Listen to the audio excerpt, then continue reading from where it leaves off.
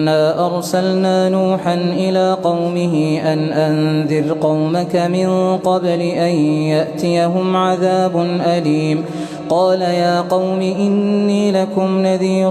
مبين أن اعبدوا الله واتقوه وأطيعون يغفر لكم من ذنوبكم ويؤخركم إلى أجل مسمى إن أجل الله إذا جاء لا يؤخر لو كنتم تعلمون. قال رب إني دعوت قومي ليلا ونهارا فلم يزدهم دعائي إلا فرارا وإني كلما دعوتهم لتغفر لهم جعلوا أصابعهم في آذانهم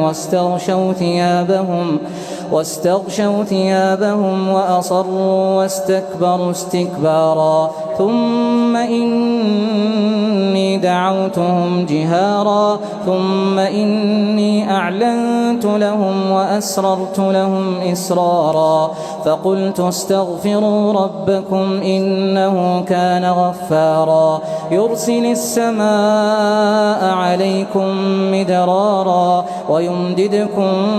بأموال وبنين ويجعل لكم جنات ويجعل لكم أنهارا ما لكم لا ترجون لله وقارا وقد خلقكم أطوارا ألم تروا كيف خلق الله 7 سماوات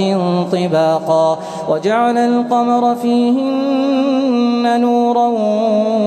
وجعل الشمس سراجا والله أنبتكم من الأرض نباتا ثم يعيدكم فيها ويخرجكم إخراجا والله جعل لكم الأرض بساطا لتسلكوا منها سبلا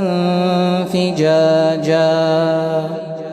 قال نوح رب إنهم عصوني واتبعوا من لم يزده ماله وولده إلا خسارا ومكروا مكرا كبارا وقالوا لا تذرن آلهتكم ولا تذرن ودا ولا سواعا ولا يغوث ويعوق ونسرا وقد أضلوا كثيرا ولا تزد الظالمين إلا ضلالا مما خطيئاتهم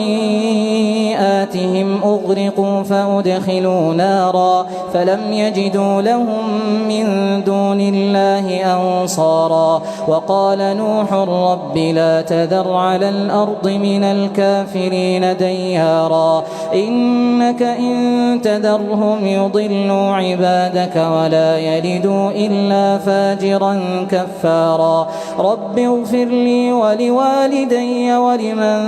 دخل بيتي مؤمنا وللمؤمنين والمؤمنات ولا تزد الظالمين إلا تبارا.